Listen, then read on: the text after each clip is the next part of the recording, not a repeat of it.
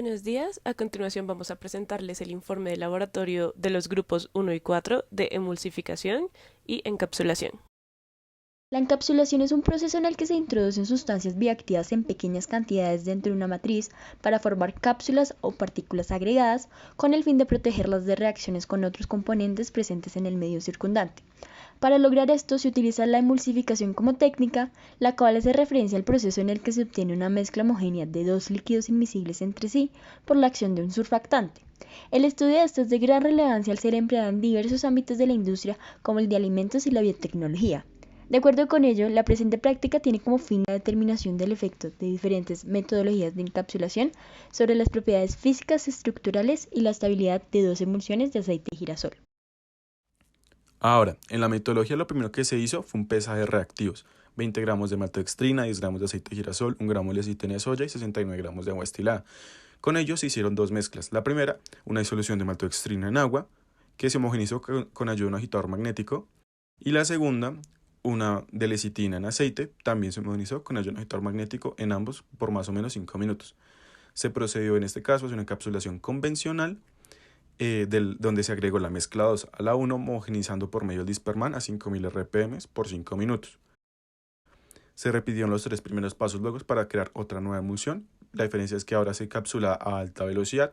Esto quiere decir que el Disperman ahora no trabaja a 5000 sino a 15000 rpm a los mismos 5 minutos. A continuación, analizaremos los resultados del tamaño de partícula. En primer lugar, es importante destacar que el tamaño de partícula de las emulsiones se determinó mediante el uso del Master Sizer 3000, en donde se determinó el valor de este parámetro 5 veces para cada tipo de emulsión. Por otro lado, de los resultados arrojados por el equipo se tomó el valor del parámetro D43. Con los datos obtenidos se realizó la siguiente tabla, en la que se puede observar el tamaño de partícula de las dos emulsiones para cada repetición y su promedio. De esta manera, el primer resultado que se puede evidenciar radica en el mayor tamaño de partícula de la emulsión homogenizada a 5000 rpm. Este comportamiento se puede atribuir a que la muestra fue tratada a menores fuerzas disruptivas que no fueron tan eficaces en romper la fase oleosa. No obstante, según la naturaleza de los resultados, ambas muestras pueden ser clasificadas como macroemulsiones. En la diapositiva se puede observar la distribución del tamaño de partícula para la réplica más cercana al promedio de la emulsión de 5000 rpm. Para esta muestra se pueden identificar tres grupos poblacionales, en donde uno es altamente predominante frente a los demás. Por otro lado, para la otra emulsión se pueden ver dos grupos poblacionales, en donde el segundo presenta un ligero incremento en la densidad de volumen. Los resultados obtenidos concuerdan con los índices de polidispersidad de las macroemulsiones, en donde la muestra de 5000 rpm tiene un valor promedio menor que su contraparte, siendo así una emulsión de mayor homogeneidad. Seguido tenemos el pH y la conductividad eléctrica. El pH es importante para controlar la estabilidad de las emulsiones. De esta manera podríamos impedir que las emulsiones lleguen al punto de mínima solubilidad. La conductividad eléctrica medida en microsiemens sobre centímetro es usada para determinar el tipo de emulsión a analizar. En este caso, emulsiones holoacuosas o hidroleosas. De esta manera, esta conductividad viene determinada por la fase continua. Con respecto a los resultados obtenidos, esto es, la comparación de las dos emulsiones preparadas a distintas revoluciones, no existió cambios en el pH de las dos emulsiones debido a que las cantidades de agentes emulsificantes y agua permanecieron constantes, esto es, a la presencia de cationes y hidrógeno, donde tenemos que el pH permaneció cercano a 6,6. Emulsiones con menor tamaño de partícula y mayor contenido en agua deben poseer una mayor conductividad eléctrica debido a una mayor dispersión en la fase continua y menores aglomeraciones. Caso contrario ocurrió en esta experimentación, donde la emulsión preparada a menor agitación, o sea, a mayor tamaño de partícula, presentó la mayor conductividad eléctrica.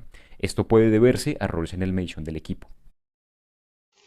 Bueno, ahora yo les voy a hablar acerca de la textura. Se obtuvieron dos gráficas, estas se obtuvieron por medio del texturómetro, una para la primera muestra de 5000 revoluciones por minuto y otra para la segunda muestra de 15000 revoluciones por minuto. En estas gráficas se puede leer la firmeza, la consistencia, la cohesividad y el trabajo para separar estas emulsiones. La firmeza es el pico más alto y la consistencia es el área bajo la curva, aunque pues en estas gráficas no se puede leer muy bien. Entonces en esta tabla se resumen los valores obtenidos para cada una de la muestra. Se puede observar que en la segunda muestra se tiene un valor mayor para la firmeza y la consistencia y un menor valor para la cohesividad y el trabajo para separar esta emulsión, lo cual quiere decir que la segunda muestra es un poco más estable que la primera, ya que estos valores no cambian mucho entre sí. Microestructura. En las figuras se pueden ver fotos de las moléculas de las emulsiones tratadas a diferentes velocidades de agitación. En estas se observa la diferencia en uniformidad, tamaño de partícula, que afecta a la estabilidad de la emulsión. En la figura de la derecha, que fue tratada con velocidad de agitación de 5000 rpm, se observa cómo se generaron las cápsulas de la emulsión. Esta tiene una forma circular y en general su tamaño es uniforme en la sección de barriga escogida. Por otro lado, la emulsión tratada con 15000 rpm tiene partículas diferentes. Aún se observa que se tienen cápsulas con forma y tamaño similar, pero la cantidad no es la misma con respecto a la figura de la derecha. También se observa que se comenzó a dar el mecanismo de desestabilización de coalescencia, que ocurre cuando las gotas se unen entre sí para formar gotas más grandes. Si continúa el mecanismo dándose, las gotas serán más grandes y se va a dar una separación de fases, dañando la emulsión. Para las conclusiones, podemos determinar que la velocidad de homogenización influye en el tamaño de partícula final de las emulsiones, generando a mayor velocidad un menor tamaño.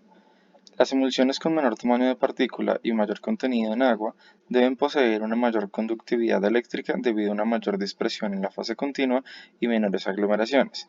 La textura de las emulsiones no cambió radicalmente, sin embargo, la emulsión con mayor velocidad de homogenización presentó mayor firmeza y consistencia.